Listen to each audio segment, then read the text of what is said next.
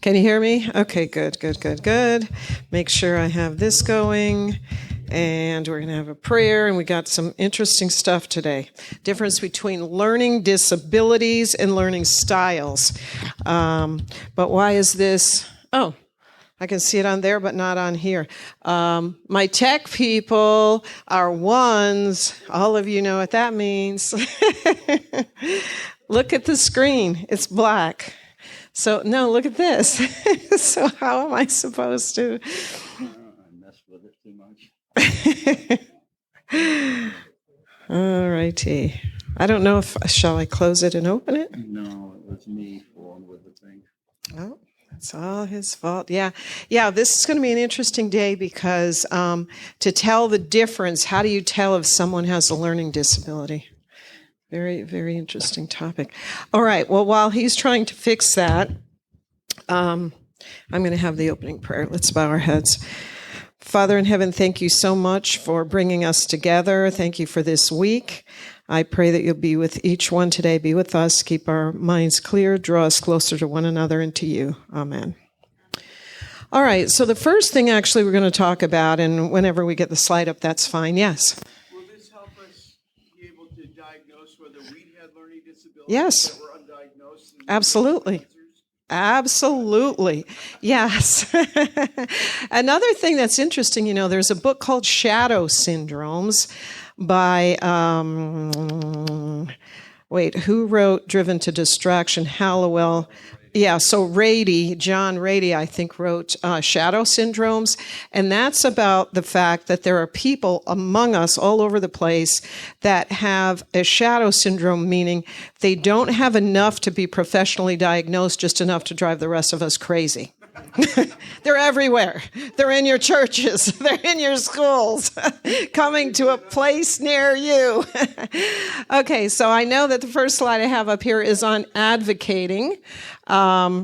So this is a question: how, if you have a child, your own child with a learning disability, how do you gradually let go of the reins? How do you help that person to get to the point that they can advocate for themselves? And how do you know when to step in and help a person? And when does that become too much that you are then disempowering them to help themselves? Is the question. You see what I'm getting at here? At what point, at what age, at what point do you stand on the burning deck and say, I'm going to help this kid no matter what? I don't care if they're 45, they still need help. And at what point do you say, I'm going to let this kid fail so that they learn?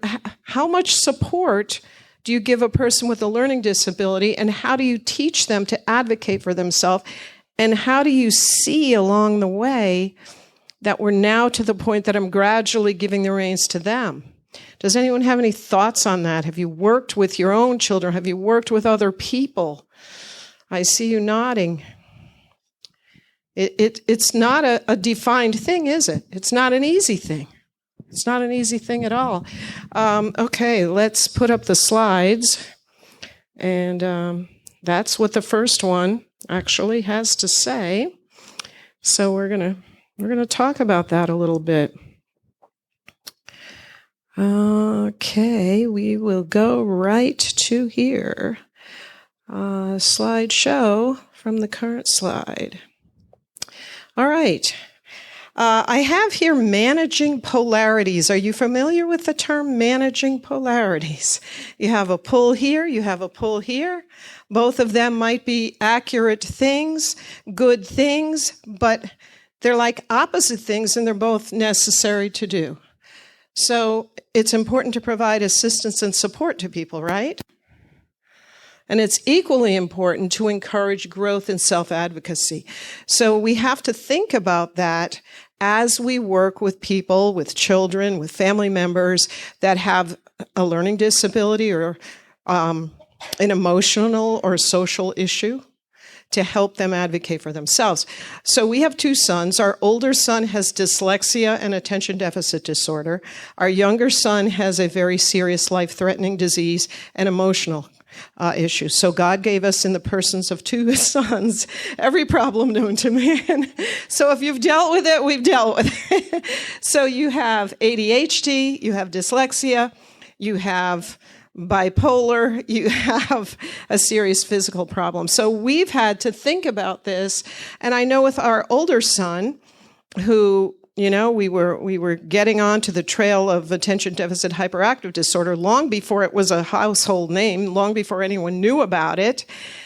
And we were finally figuring that out, and then we figured out that he also was dyslexic. And at that time, I remember that the goal was to get him to begin to use assistive technology, to realize that you can use speech to text. That's how you're going to begin advocating for yourself, And gradually it worked very well for him. He became very competent in using tools and being self-aware and knowing this is what I need to do to help myself. And actually, one of the things he did was found an extremely competent wife. That was very helpful in the situation. But I'm working with my younger son in how to really advocate for himself. So that's something that when you're working with these people. All right, so the first thing you want to do is become educated yourself on this kind of a thing. If you have someone that you're working with, you want to know everything about what they're dealing with. Understand it. I thought I brought it down here, but, whoops. Oh, I just changed about 6 slides. Well, isn't that interesting? I went all the way to that happened fast. All right, well, this is a sneak peek at what you're going to be getting. But I actually co-wrote a book I thought I brought it down here. The book that I did with Lorna Kaufman, is it up there? Yeah, we wrote a book on how to help a child, how to advocate for a child with a reading disability. But at any rate, so the first thing, we talked about learning styles, but the next thing is a learning disability. What is the difference? How do you know that this has gone beyond somebody's learning style to actually be a disability? And we're going to talk about that a little bit. Then you have the whole area of attentional issues. What is an attentional issue? How do you know if this is just someone that likes to daydream a little bit, or they actually have something it's worth looking into that is an attentional issue? How do you know if this is just a normal 7th grader who has a lot of social, emotional stuff going on, or it actually is something that you want to look into because it's beyond that? So that's kind of what we're going to talk about. So learning style versus learning disability. You want to look at frequency and intensity, okay? What is the difference between ADHD and a kid that gets upset or angry or impulsive? What is the difference between Tourette syndrome, a tic disorder, and someone that has a few tics, right? So when you're looking at things like this, you're actually looking on a continuum. You may have a kid that kicks a chair when he gets upset, but you're looking at frequency and intensity compared to maybe other kids that age. How frequently does that kid kick the chair? How intensely does that kid kick the chair? Because there's a lot of behaviors that everybody or many people might do, but it's the frequency and intensity that you're looking at. All right. Another thing is it manifests itself across contexts. So if you're looking at ADHD, for example, it has to have a developmental onset before the age of 7. You don't just all of a sudden get ADHD when you're 25, okay? And it doesn't just in terms of ADHD, let me clarify that. ADHD shows up in situations that are novel, interesting, intimidating. It does not show up if it's novel, interesting, intimidating, or one-on-one. Okay? does not show up. So if it's a novel situation and someone has ADHD, they're going to be paying attention because it's novel, it's interesting. If something's intimidating or if it's one-on-one, you're going to be less apt to see it. But what I mean by manifests itself across contexts, you're not just going to have like a learning disability or a social emotional problem or something that only shows up in one context. Does that make sense the way I'm trying to clarify that? So in other words, if they're at home and it's one-on-one, a common story that has been used is, let's say there's a mom that's home all day with a kid that's driving her up the walls, and then dad comes home and sits down and gives the kid one-on-one and says, well, Mom, what's your problem? You know, and that can be very frustrating.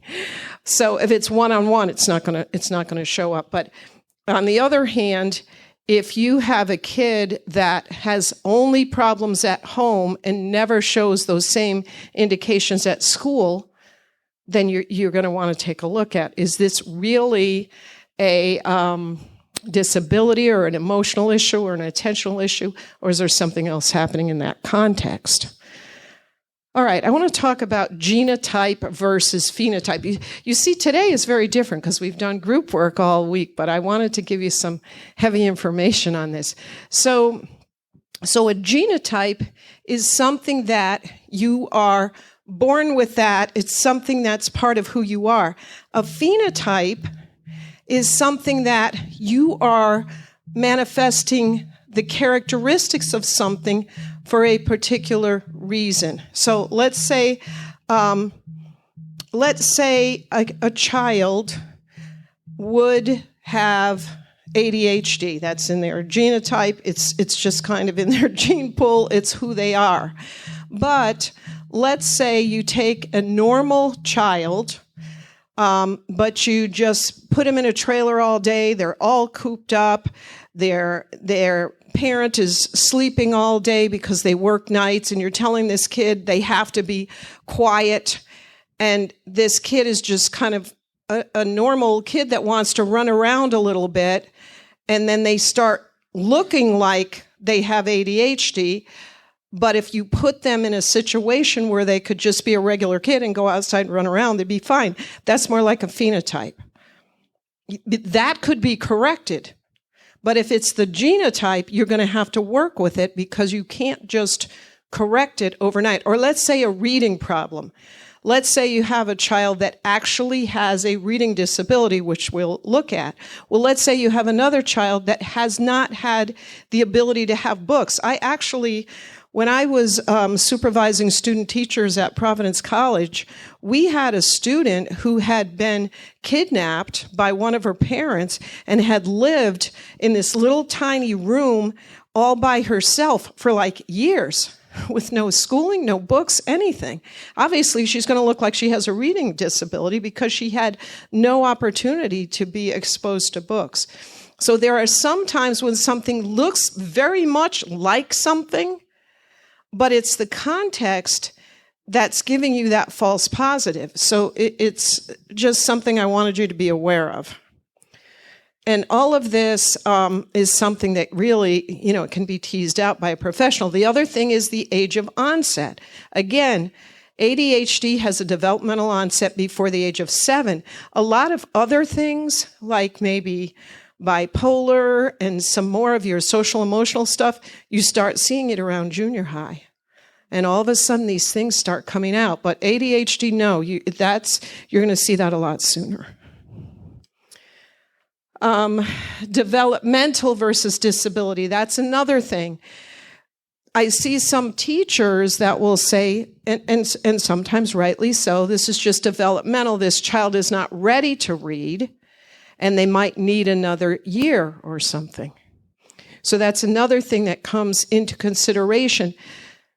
Is this something that's going to, in time, it's going to be fine, they just need a little more time? Or is this an actual disability? And especially with reading, we want to keep an eye on that. And again, you don't want to err on either side, because if you say it's developmental and you don't begin to address it early, that reading problem, that gap is just going to get wider.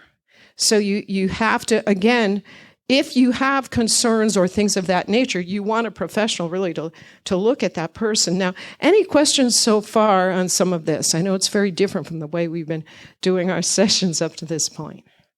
Everybody okay so far? You following me on all of this? Okay. All right. Usually a classroom teacher can answer the question, is this typical for the grade level?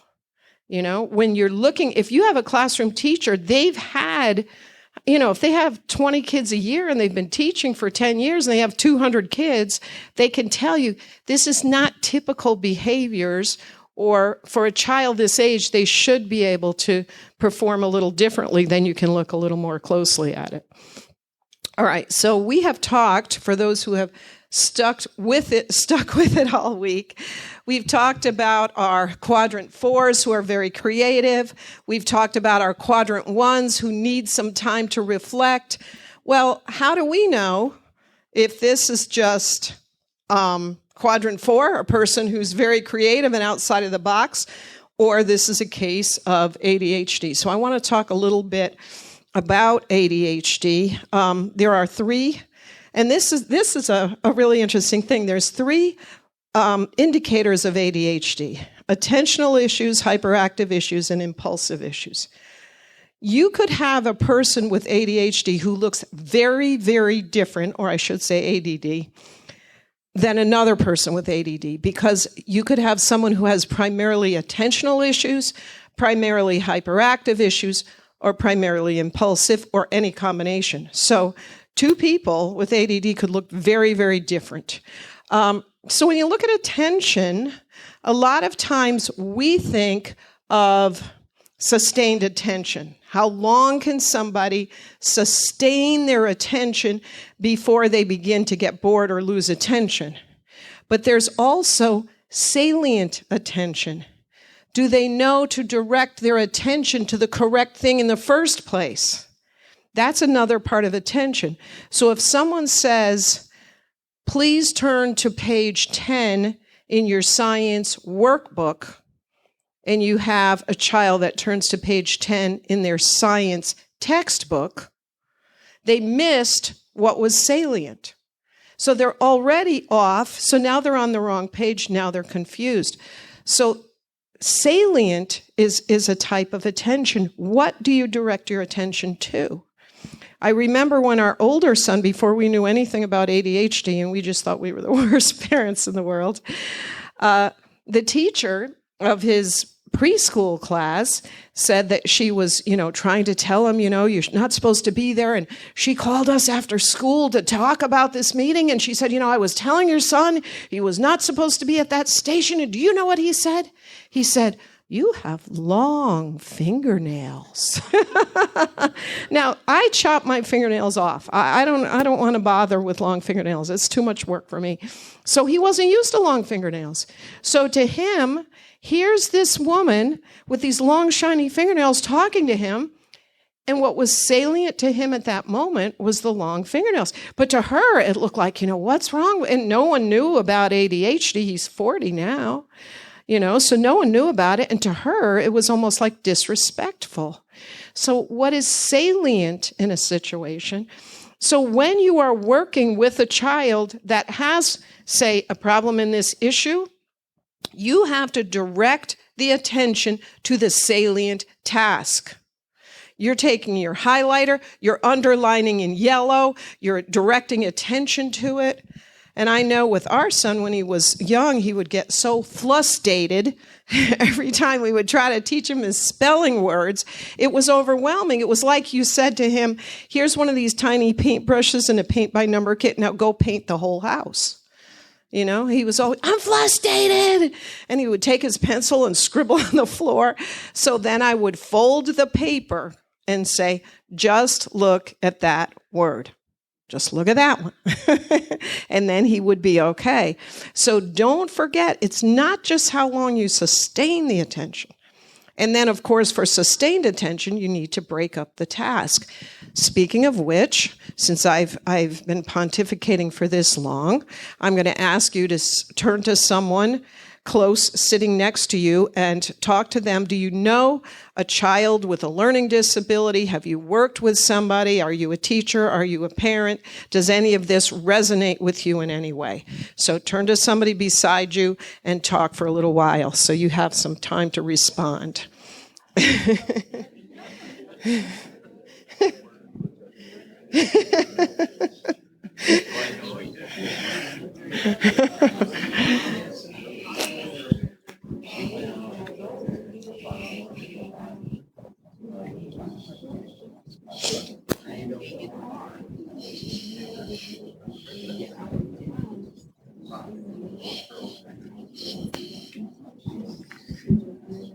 So these are your little ones. Yeah, these are my two small ones. This is Gabby and this is Ari. Yeah. She's 7 and she's 5. Okay, very good. Well, thank you for joining us. Well, thank you for having us.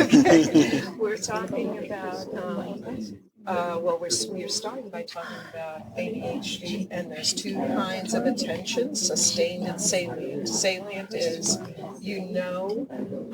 what to pay attention to in the first place. Sustained is how long you pay attention. But salient, I was telling an example of my son in preschool. They were trying to tell him, you're not supposed to be here, and all he said was, long fingernails. Because to him, that's what was standing out in the task, was the long fingernails. So when you're working with somebody with ADHD, you have to make sure they pay attention to the correct task in the first place before you expect them to sustain the attention. Do they know what to direct the attention to? Gotcha. Okay. And in groups, we're talking about, do you know anyone with a learning disability? Have you worked with a child?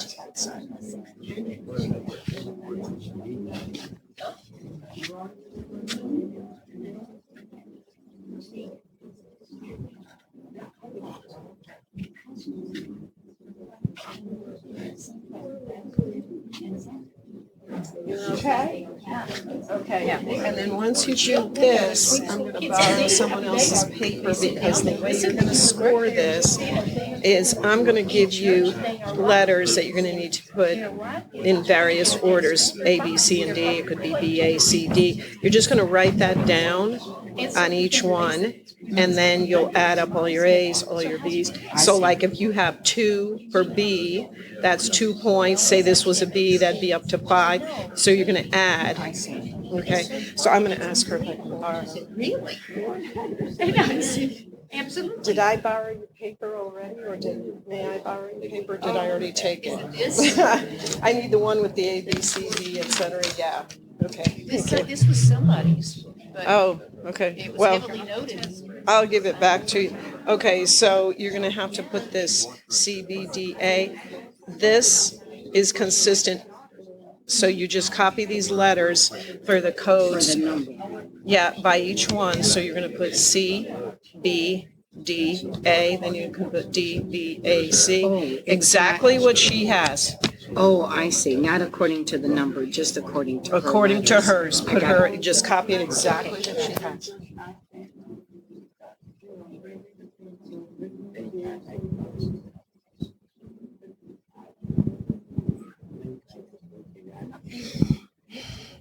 Okay. How did we do? Did anybody here know anything about a learning disability or an attentional disability, or know anyone that you've been working with? Yes? Okay. All right. Did you have something to share? Okay, let me bring this back here so they can hear you. All right. Thank you. Yeah, we just discussed a little bit, and I just wanted to add there's another reason why the child can respond this way and to salient attention. There's such a thing like a auditory processing disorder. The child might be able to kind of concentrate, but he will not be able to process information. So when we talk about children, we have questions. We should always keep in mind this auditory processing disorder. When you rule out hearing. Yes. You want to do a full diagnostic assessment, and never assume that you are a diagnostician yourself.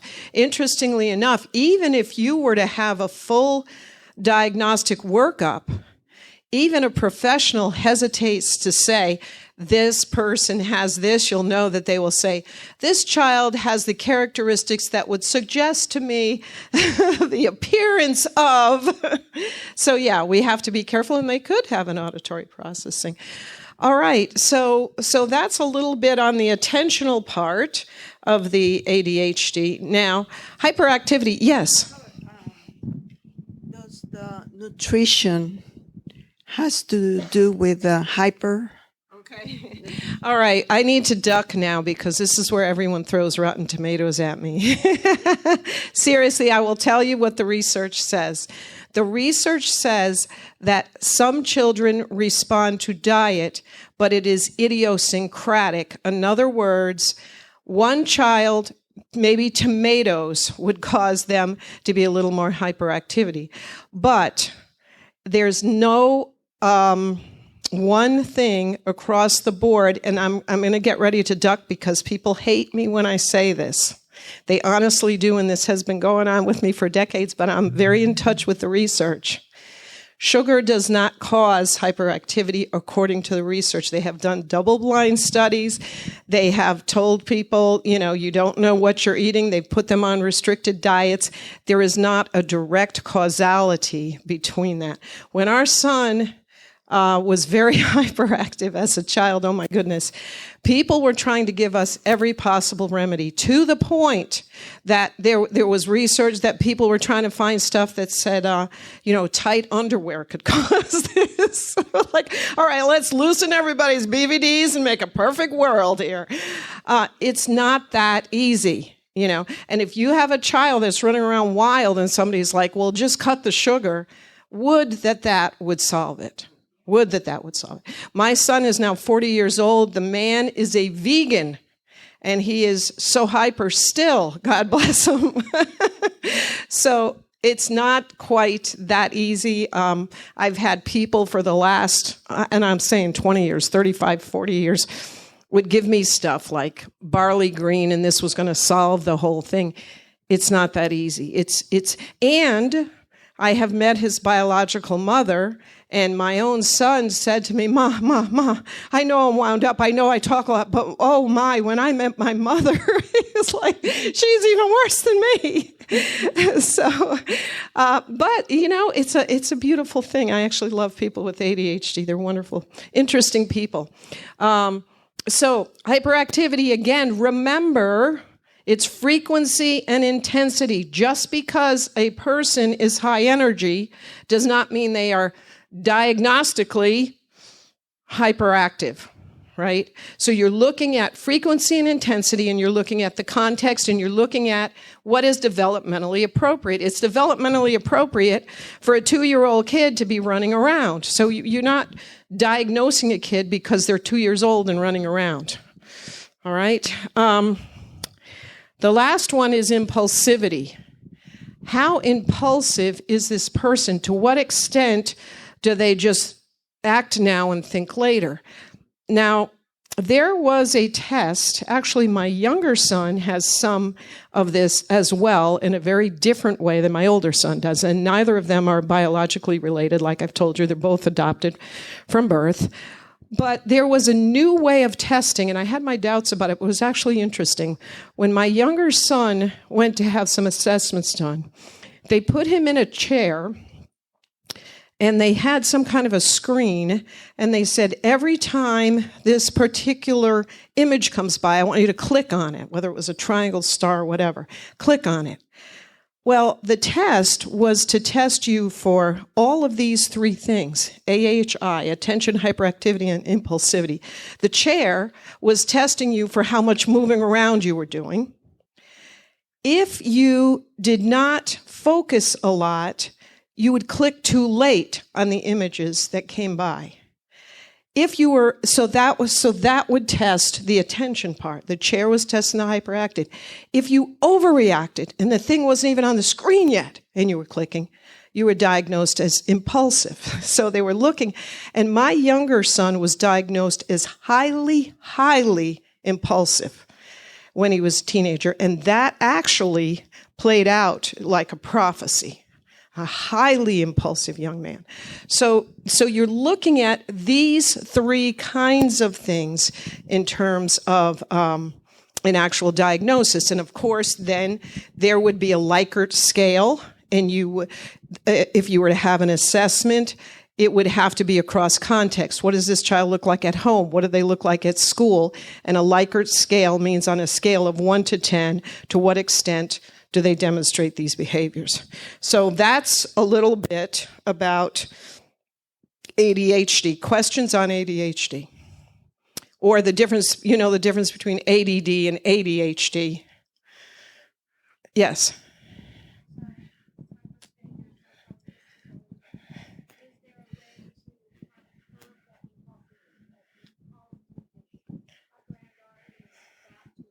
Highly impulsive. How old is she? Okay.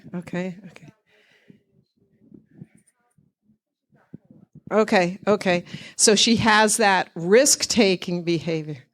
Yeah. I think that to find legitimate opportunities to be able to take safe risks, I tell you, something like rock climbing, for example. I'll tell you a very personal story.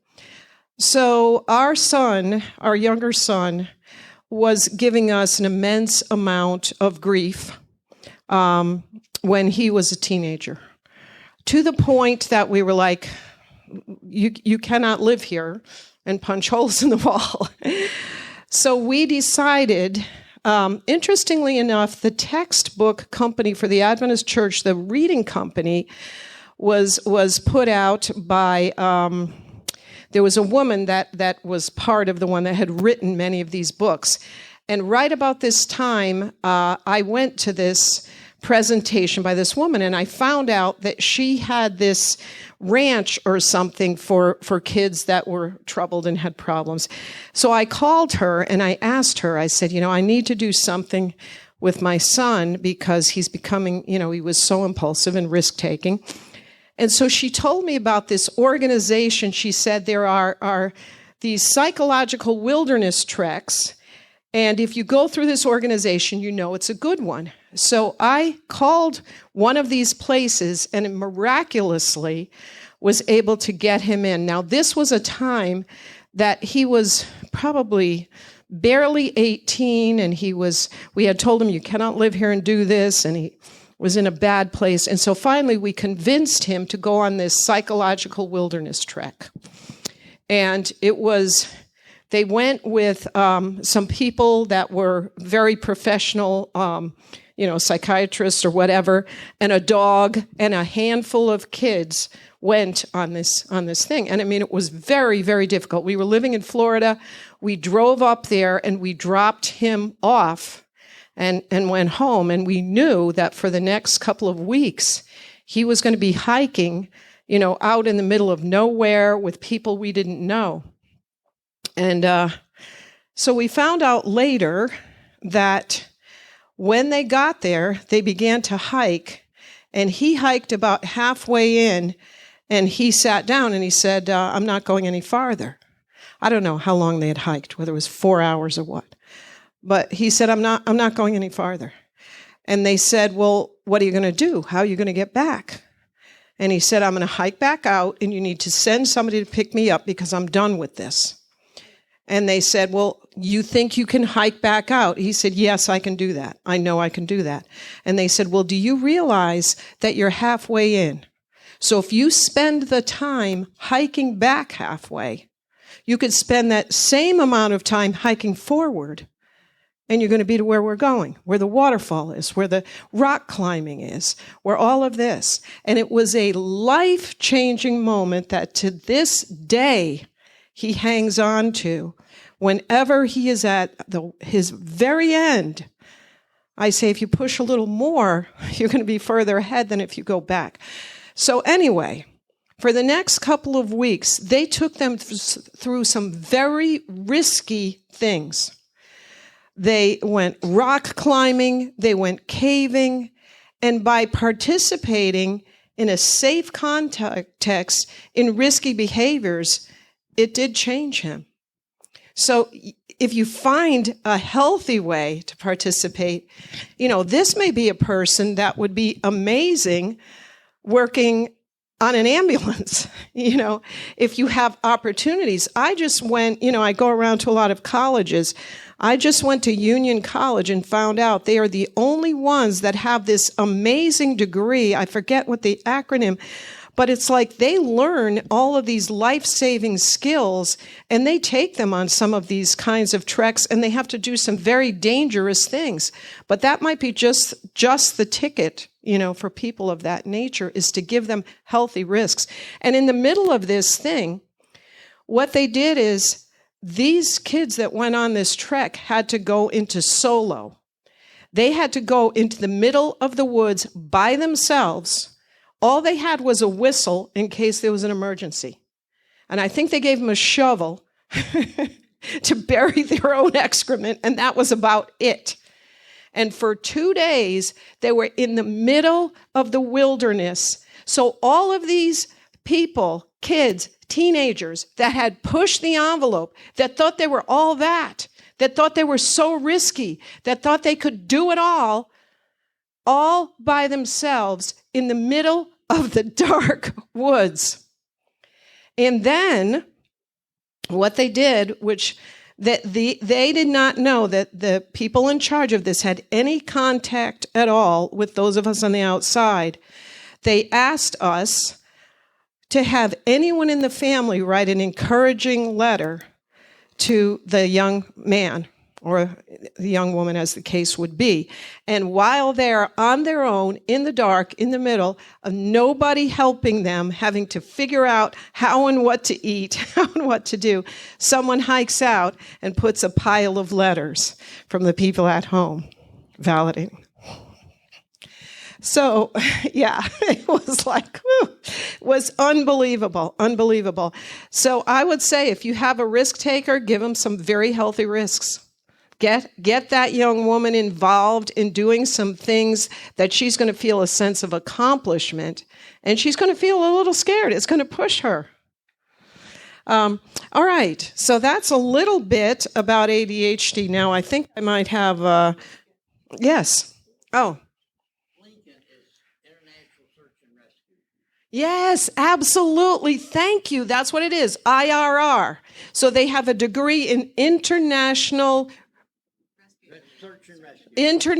search and rescue. It's unbelievable. I toured that degree. I was like, oh my goodness. And they love it, the students that are majoring in that. We had a girl in our church that when Ukraine started in, she went over there and helped get the rescue people through out of Ukraine. Oh my goodness. Yes.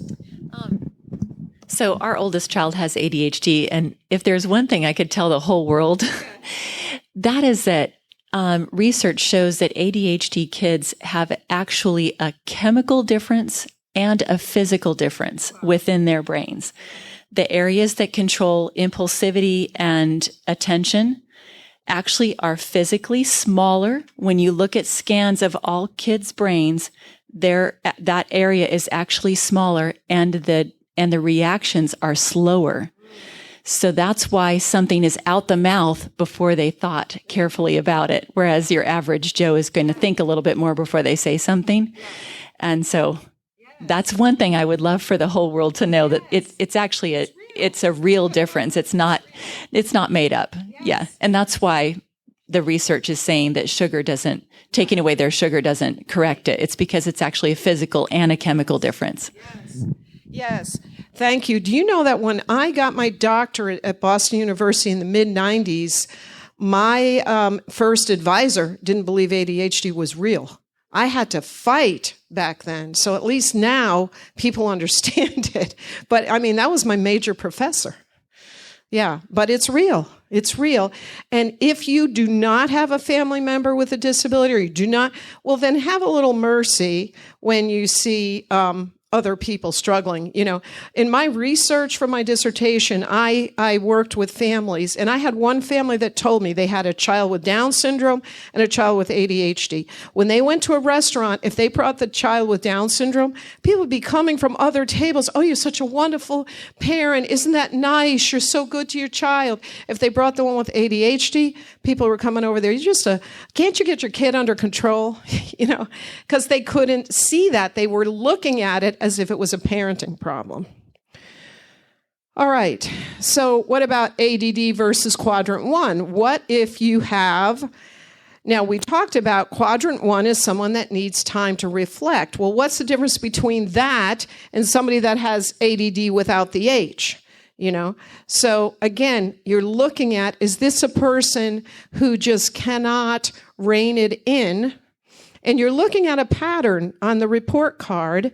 If somebody every single year writes, you could do better than this child could do better than this, you begin to see this year after year after year, and then the person is feeling badly all the time.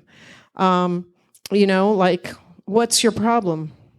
So you begin to see a pattern. We talked about quadrant 1 being someone who needs to reflect a lot before jumping right in. But again, there's a difference between that and not being able to rein it in and focus. All right, now I want to go on to a language-based learning disability. Anybody need anything else on ADHD, or we're good to move on? All right. So a language-based learning disability, that's why I had my husband actually get this book that I co-authored with a dear friend of mine called Smart Kid Can't Read. My friend Lorna Kaufman has since passed away. I think you can still get this book on Amazon. But this is how to advocate if you have a child who is, is a smart kid, but they can't read. What do you do about that? But I want to talk a little bit about the process of reading. A lot of people are very confused as to what dyslexia is. And I could ask you to tell your neighbor what it is. Well, maybe I will. And then I'll probably prove all of you wrong about what you think it is. Because I've taught graduate classes in reading, and even graduate students who have taught for years don't know what it is. But anyways, I'm setting you all up for failure. Tell your neighbor what you think dyslexia is.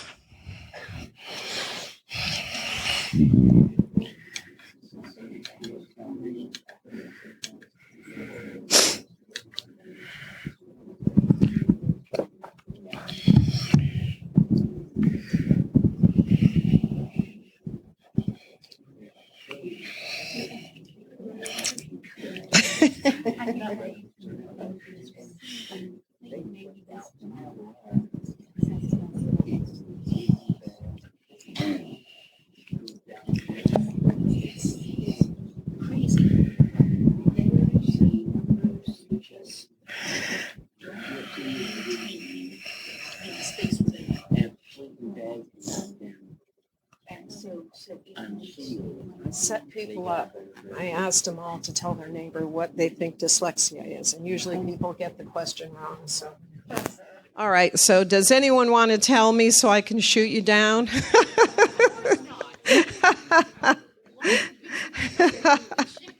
Okay. All right. Nobody wants to volunteer, right? So the common answer, the people think that dyslexia is seeing words backwards or seeing letters backwards. I always get that. That is not what it is. Okay.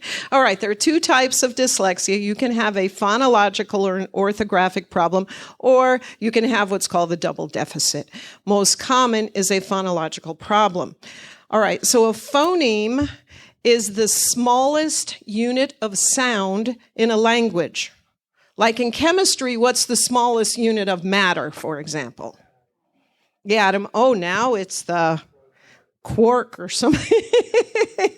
Right. So we know that in science. But in our language, the smallest piece of sound of language is a phoneme. Every language has a different number of phonemes. Now, can you guess, do you know how many phonemes we have in the English language? It is 43. Bing, bing. So some people think that it is equivalent to the number of letters. It is not, because we have letters that can make different sounds. Now, there are some languages, there's some tribes that maybe they have 5 phonemes, and there are others that might have 100 phonemes, right? They could have whistles and clicks. Spanish is a beautiful language because what you see is what you get. It would be much more helpful to people to learn Spanish as their native language because you have 5 vowels, and it's what? A, A, O, E, U, or something. Yeah. Yeah. So that is the only sound they make. So that's a lot easier.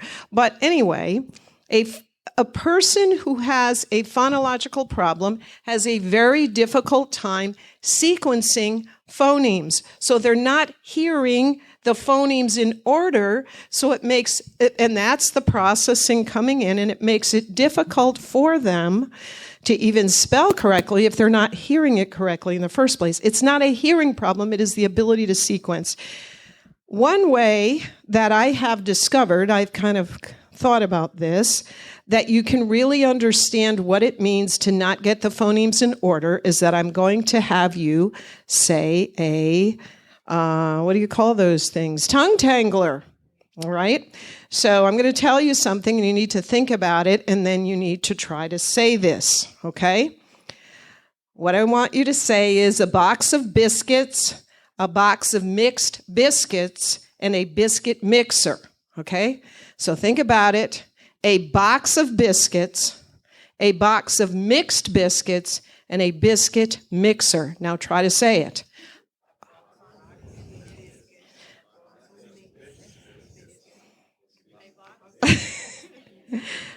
All right. Now I want you to say this fast. A box of biscuits, a box of mixed biscuits, and a biscuit mixer.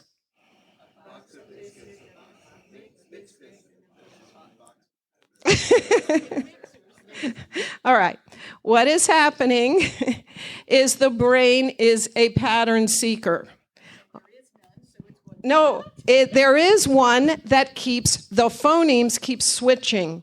Now, I wish I had something to write this on a piece of paper so you could see it, and I think I had her take the markers and the paper away. Did I? Yeah. And she said, are you sure you're not going to need it? Okay, write this on you all can write it on your paper, all right? Mixed, right, sounds like mixed, K-S. Write KS on your paper. Write the letter K and the letter S. You have mix, okay? The X in mix has 2 phonemes, ks, right? So you're switching from a box of mixed biscuits. When you get to biscuits, now the phonemes are sk. So you're going from ks to sk. And the brain is a pattern seeker. So the brain says, I get it. Ks. But then we switch it to sk. Those are phonemes. A person who has a dyslexic brain will not, it's very difficult for them to sequence phonemes. So that's why my son, when he was a teenager, who is dyslexic, had a full argument with me that the song is the Star-Sprinkled Banner. Now, why did I, as an adult, reduce myself almost to tears?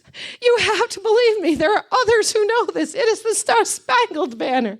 No, Ma, it's the Star-Sprinkled Banner. This went on for hours. He's also very persistent. So try it again. A box of biscuits, a box of mixed biscuits, and a biscuit mixer. And notice that you're going to be saying a box of bixits. You're going to start sounding like you're drunk. Okay? Try to say it again. A box of biscuits, a box of mixed biscuits, and a biscuit mixer. A box of biscuits. Wow, and you didn't even say a bixit mixer. Okay? You understand? If you have a phonological problem. No, he was probably excellent because he was deliberately doing it. If you could deliberately doing it, you're transcending the whole thing.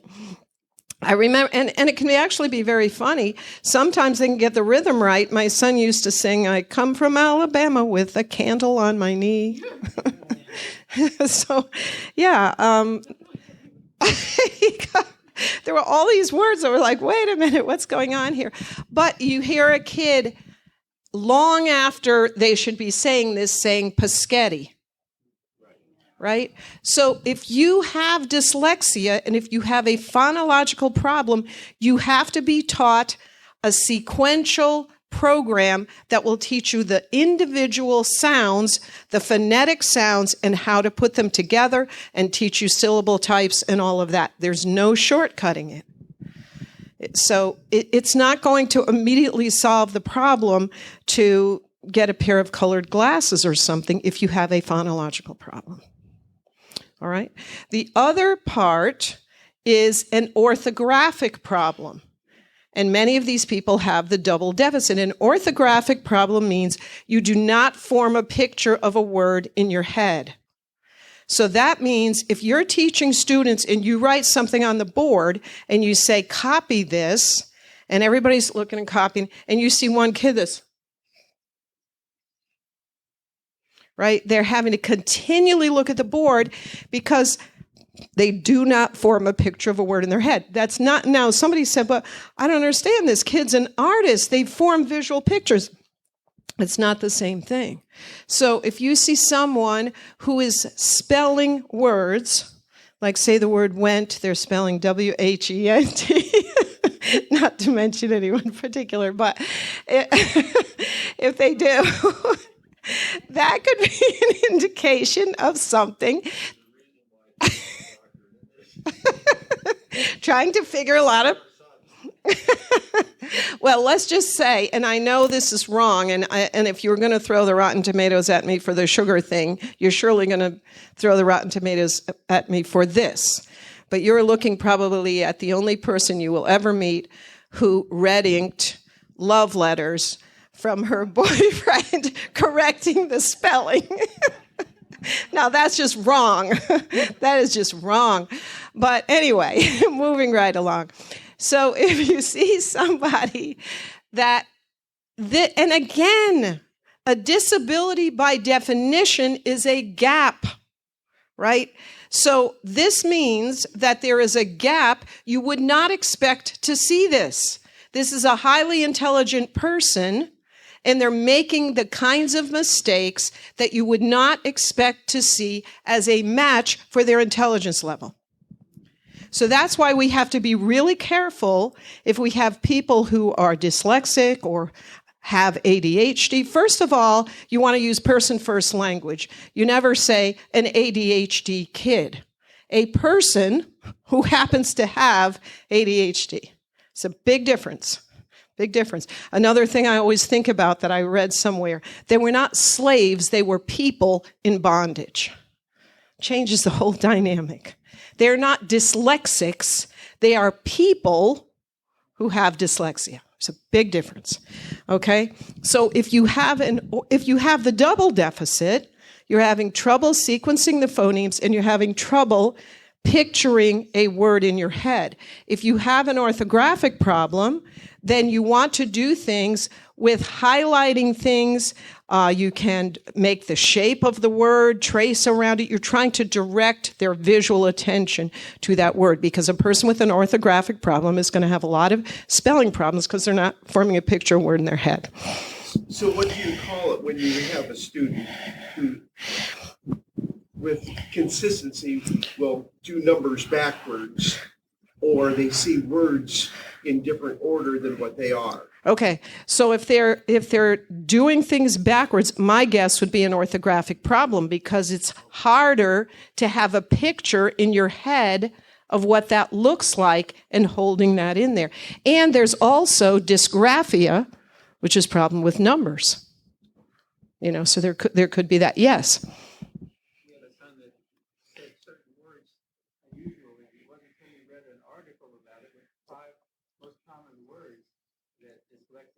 Okay. Okay. I don't know. No. Okay, Hopsital.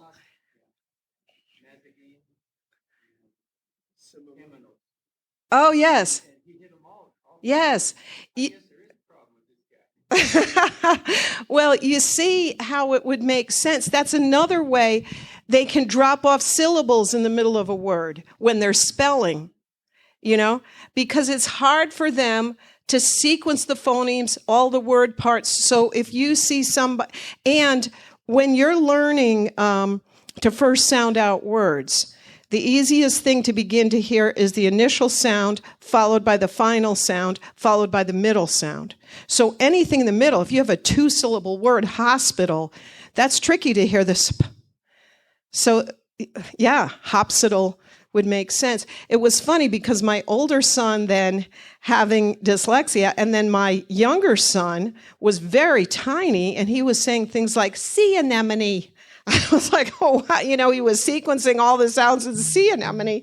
So it was an interesting journey to try to figure all of that out, All right. So I think we've covered SLD pretty much. Anything else? Any other questions on, this is just the overview of some of these disabilities.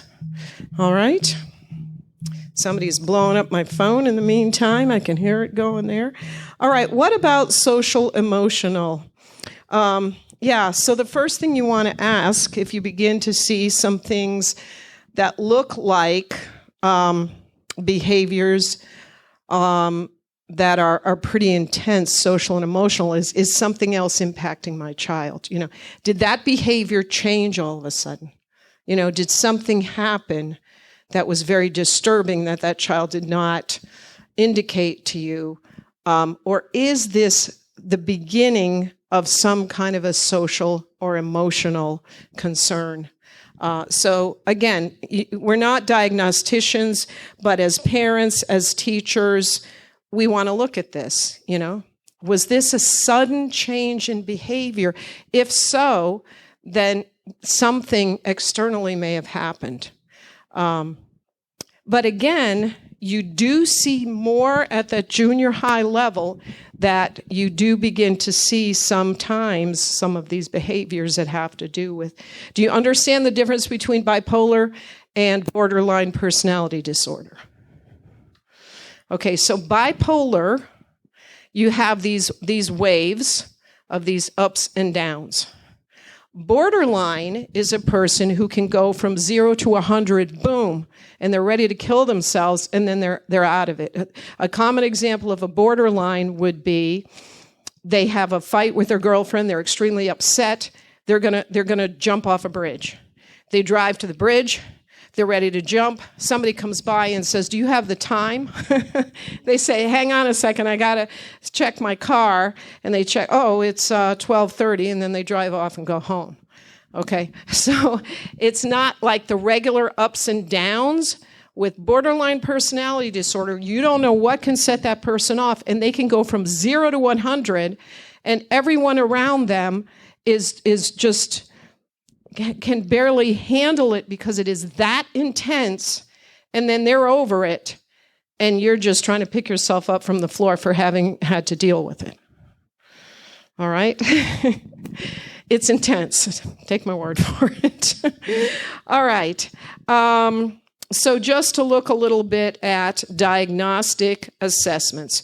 So if you think that a person may have some kind of a disability, you want to do a full psychoeducational assessment. In the United States of America, you are entitled to that for a child, free of charge. If your child goes to a private school, to an Adventist church school, and you suspect something, the local public school is required to do the testing on your child. Not only that, if you feel like they are shortchanging you, they are required to repeat the testing with a counselor, with an assessor of your choice. I know that because I used this system. My child was in an Adventist school. I contacted the local public school and I said, I want a full psychoeducational assessment. I was not happy with the results because I knew they did not want to have to put money towards helping my child, and so I had it repeated by somebody else. So if the thing about a psychoeducational is they are looking for that gap. So, and I hate to even use the term intelligence test, IQ test, because they're looking for the traditional definition of IQ, obviously. But they will do the IQ testing, and they're looking for that gap. If you have a child that has at least average or above average ability and they are struggling to read, there's your gap. It should not be that hard. If you have average or above average ability, you're not like that girl that I was talking to that got locked in that room. You've been raised in a home, there's books there, you've gone to a decent school, and you're still struggling to read. There's a gap there that's telling you right there that there's a learning disability, most likely. Yes? You may need glasses. Oh, yeah. Well, you could need glasses, too. That's why you want a full assessment. You may have a hearing problem. If you can't see it, you can't hear it. Yeah, exactly. So you want to rule everything out. Absolutely, absolutely. So that's why when you request this, there will be all kinds of assessments to rule out all of these other things. All right. I think, yeah. So you're looking at ability versus achievement. If you appear to have the ability to operate in a particular way, to be able to pass your classes or whatever, but your achievement is not matching it, that's what you're looking for in a learning disability. You're trying to find out what's causing the gap. Is it that they can't see the board? They can't hear? They have a phonological problem? They have an orthographic problem? There's something socially or emotionally holding them back? They have an attentional problem? All of that has to be ruled out by looking at everything. Attentional, you're going to look at the rating scales? Yes.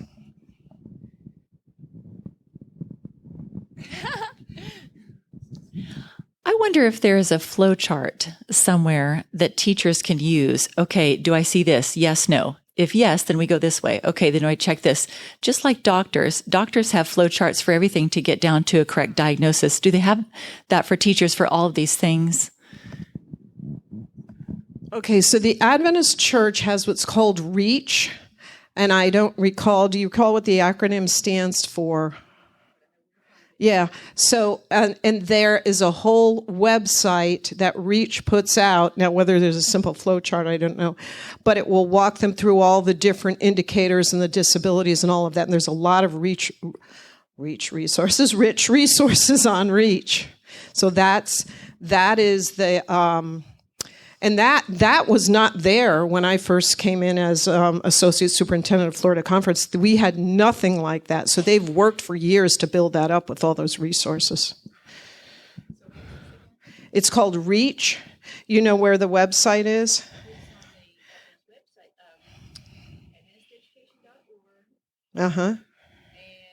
Probably /REACH. Yeah.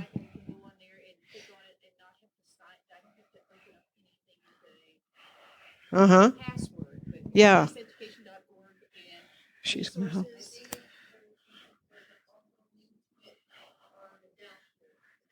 Okay. Yeah, but the dashboard, you'd have to be a teacher to get on the dashboard, but can other people get on it? Let's take a look and see if you can find it. Because you don't have to log in to search for employment. Right. It's on the same part of it as the same. Okay. Okay. Yeah, it's probably something like AdventistEducation.org /REACH or something. Maybe you're saying that REACH is a tab on that website. So REACH is the acronym reaching each child or something, but it's the Adventist acronym for special education resources for Adventist teachers. Yes? Call me stupid. Why is it only teachers can have access to that, not parents? No, I think they can. That's what we're saying. It's not on the... It is not password protected. Okay, so what was the dashboard then? Okay. That is the things that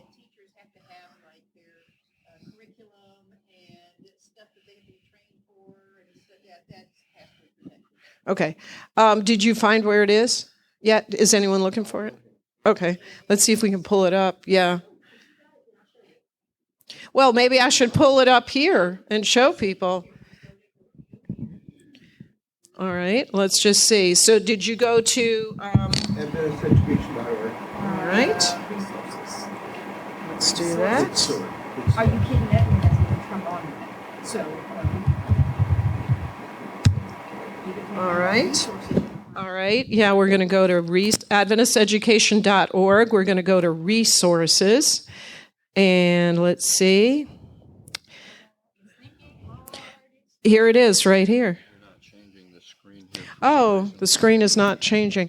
Okay, let's see if we can get it. But yeah, so I went to AdventistEducation.org, and when I scroll down where it says more elementary resources, that's where REACH is.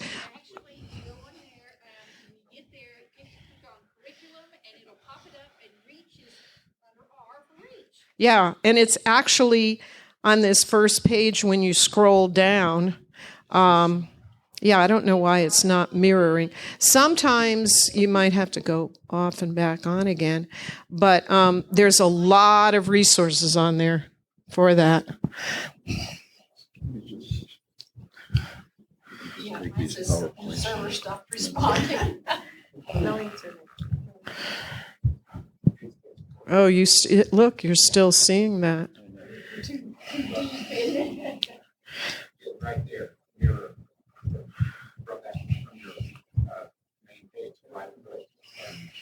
The URL directly to REACH is reach.adventisteducation.org. Okay, reach.adventisteducation.org. How many pastors does it take to figure out a computer? No, just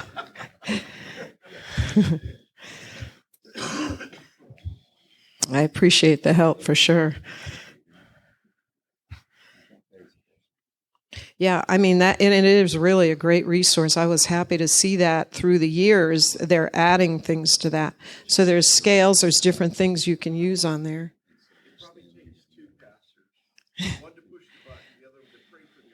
Oh, that's wonderful. Yeah. How many? Let's see. How does this go? I always mess up jokes. I really do. It was something about how many psychiatrists does it take to change a light bulb? Only one, but it has to really want to change. Okay, here we are. So we came on. You see how it says, oh, I got to use that. I've never used the dot thing. I'm really excited. Yay! Okay, sorry. Doesn't take much. All right, so you see right here, AdventistEducation.org. And then I was at like the top of the page. And then I scroll down. I get to do it again. All right. See where it says reach? All right.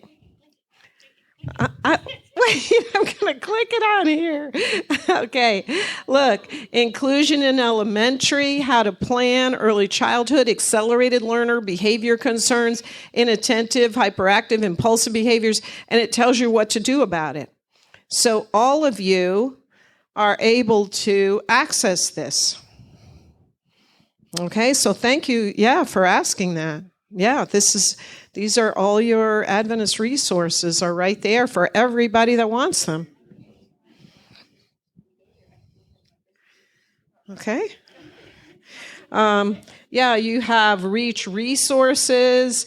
You select your grade level.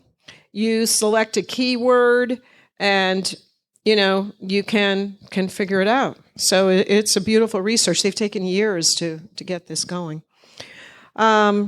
All right, so now that we took all that trouble to find that, I'm going to X out of it and go back to this. I think we're getting close here. I think actually that's probably the end of this PowerPoint. Either that or it's stuck. Just want to be sure. Oh, no, that's not the end of it. Okay. All right, so let's see if we can get it to strange. Okay. Yeah. All right. So, the first thing, so let's say you have a child that has a learning disability or an attentional problem or whatever. How do you address it? The first thing is to develop clear goals. It's very important that you use a no-blame model. This applies to anything in life. If you get stuck in blame, whether you have a marriage problem, a problem with a child, you're not going to get anywhere. So if your goal is to say, why is Adventist education failing? It's the pastor's fault. You're not going to get anywhere. Okay? A blame model doesn't get you anywhere. So I was just using that as an illustration because I don't like it when people start pastor bashing and blaming everything on the pastor. But so your goal should be to meet with success. If you're a teacher and you're going into a meeting with a parent, your goal is not to get the parents to fix all the horrible things they're doing at home. If you're a parent and you're going into a meeting with a teacher, your goal is not to get the teacher to fix all the horrible things they're doing in the classroom. You have a mutual goal, and your only goal is, how can we help this child meet with success? That's your shared goal. It's a beautiful thing. You have something that you both want. What do you want, and what are you acting like you want? I'm trained in crucial confrontations, by the way. This was a very intensive, expensive training that I took in Boston years ago, crucial confrontations. And one of the things I learned was, what do you want, and what are you acting like you want? If you want the child to succeed, and then you're berating the other people in the room, what are you acting like you want? Or if you're upset because your spouse is not talking to you enough, so you're not going to talk to them, what do you want? Conversation. What are you acting like you want? No conversation, right? So think about that. What do you want? What are you acting like you want? What you want is success for this child. So that's what the focus has to be on. All right, so that's your broad goal. Then your specific goal, you need to set up your learning goals, and you always start with a baseline. I know for me, like, for example, I'm really bad at swimming underwater. I love swimming. I go swimming a lot. I live in Florida. I go snorkeling. But some person, if I ever find them again, I'm going to strangle them. Okay, erase that from the tape. Some person taught me that years ago that when you go underwater, you just blow all the air out of your nose. Well, so now I do that, and I can only be underwater for like a second. So I always try to see if I can swim underwater longer, but I never could. Well, now if I go in my pool and I say, okay, that's where the light is, how far can I get according to the light? Okay, I can get halfway to the light. Let me see if I can get a little farther. You have to set a baseline. You have to know where you are now, or how are you going to know if you're making improvement? So in order to set a goal, where am I? And not, where's everybody else? Where should I be? No, where am I now? Your goal is to move forward from your baseline. And that's a beautiful thing. You have to know where you are. This is a freebie because it doesn't exactly tie in, but I just heard the most beautiful quote, and that is, you have to have hope before you can have faith. Give God something to work with. If you don't even know what you're hoping for, what are you supposed to have faith about? So you have to start somewhere. And it's the same with this. You have to start somewhere. All right, be confident and respectful. How can we work together to assure the success of this child? What are you seeing that works well? Isn't that a beautiful question? What works at home? When do you see this child? Do you know that when they were looking at how to best help children with ADHD, you know what one of the top things was? They filmed the kids behaving correctly. And then they would have them watch the film of them acting in a good way. And when they watched themselves doing it, it helped them to continue behaving correctly. So that emphasis on the positive, there's actually research. So what are you seeing that works well? What am I seeing that works well? What needs improvement? And then small increments. You do not expect, this is another thing that I think people put pressure on teachers. I've seen somebody that will say, okay, so let's say you're a third grade teacher and you have a kid that's on a first grade reading level, and somebody says to you, by the end of the year, you need to have them on fourth grade reading level. So in 3 years, they made 1 year growth. And they want you in 1 year for them to make 4-year growth. So they expect you to do 4 times as much. If they're coming to you on a first grade reading level and you're a third grade teacher, if you can get them to second grade reading level, praise the Lord, you got them up, and then they'll need more intensive tutoring and whatnot over the summer. But you have to look at a baseline and help them move forward. All right, so you take a baseline, you set a goal, you establish reasonable steps. In thinking about somebody who has a reading problem, I want you to think for a minute of something that's a challenge for you to do. That's really hard. Like if I asked you to do it now, it would be an embarrassment to get up in front of this whole room and do that. What is your weak spot? Anybody want to volunteer? Respond. What is hard for you to do? Okay, all right. That's the number one fear in America is public speaking, actually. So what if somebody said to you, okay, you're going to be graded on this. You have to come up here, off the cuff, give a speech in front of everybody. I mean, that's embarrassing. So what about if somebody has a reading problem and you're having to do that, that round robin thing in front of everybody, read material that you've never seen before, you don't have time to practice, and it's a challenge for you. So it's something for us to think about. Establish reasonable steps. If you're going to have somebody read aloud and they have a reading problem, give it to them in advance and help them and work with them on it. Okay, so as a parent, when I come to the teacher, yes, we both need to be on the same page. Yes. So where can I get professional understanding? Yeah. If I was to teach you how to swim underneath water, I'm a respiratory therapist. I'd tell you first you got to hyperventilate. Okay. Get all that CO2 out of your system because that's what's making you want to take a breath. Ah. So hyperventilate first. You mean before I go underwater?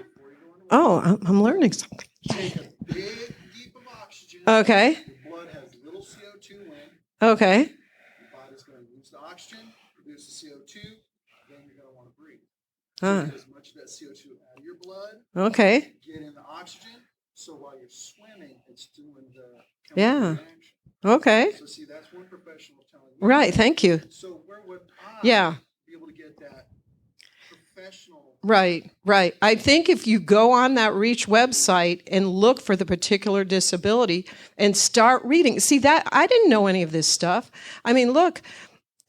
My father's a high school dropout because he went to 17 schools in 11 years. His family just kept moving him around and all of this, So, we didn't know any. My family didn't even know there was anything after college, right? But when you're interested in something, you start reading about it. You start studying. I never planned on getting a doctorate. I was just trying to figure my own kid out passing through a church district once. All right, so yesterday I didn't get to really say anything. Right. So I came in and asked. Right. What would you say about a student that you would have had in your class? Yeah. The teacher told my mother I wasn't turning in any of my homework. Okay. My mom went home.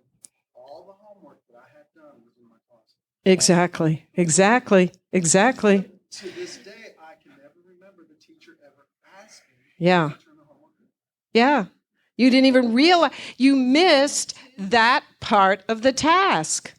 And the teacher should not have waited till that long. But, a lot of our teachers use communication books back and forth. They write in it, So, again, remember that when I asked that question, to what extent do you advocate for people? There are teachers who are goalies, and there are teachers who are coaches. A goalie is, oh no, another one got through. A coach is on your side. It almost sounds like you had a goalie for a teacher. But, you want to, yeah. those kinds of resources. Right, right. But you want to be on the same side and help the person. If you're a teacher, you don't let 30 days go by and then say, I haven't gotten anything from your kid, Unless they said, oh, I forgot it. Oh, I forgot it. Oh, I forgot it. Oh, I forgot it. Yeah, but even then you would tell the parent. You'd try to find a parent somewhere. Right. And you'd write it in that communication book that goes back and forth that they have to sign off on. And then yeah. Yep, and there's that side of it. All right, I think we're pretty close here. So you're working together with home and school and reward the evidences of progress. We all like to be validated versus, insulted. We all like to be validated versus. All right. So, and then you're going to practice radical acceptance. This is the child you have been given. Don't be thinking all the time, why couldn't they be like somebody else's kid? This is yours. Be proud of that kid. I remember when my son was little and I was at a camp meeting, I was a speaker there.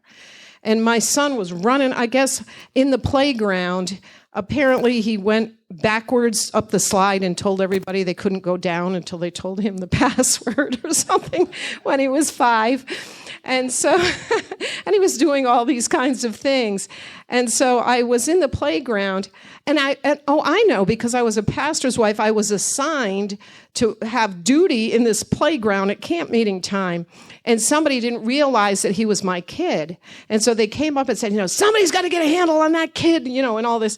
And so I was like, oh no, this person doesn't even know this is my kid. And then I thought about that. And the next day I found where they were staying on the campgrounds. I said, I just want you to know something. This is my kid, and I'm proud of him. So you have to, this is your kid. And I think of our dear friend Connie, who recently passed away. She had a son with Down syndrome. So wherever Connie went, from the time that child was small and he was in his 30s, he was connected to Connie's hand. And I never heard her complain about that. That was the child she was given. So that's radical acceptance. Christ never tried to make a Peter into a John. Oops. Wow. Well, that was a good ending. And I think it's 5:15. All right. Thank you very much. I do have my business cards here for my day job. I am the curriculum and creative director of Three Angels for Kids. I have all my contact information here.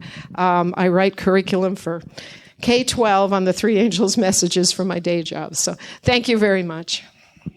I have these if you like them. I had somebody.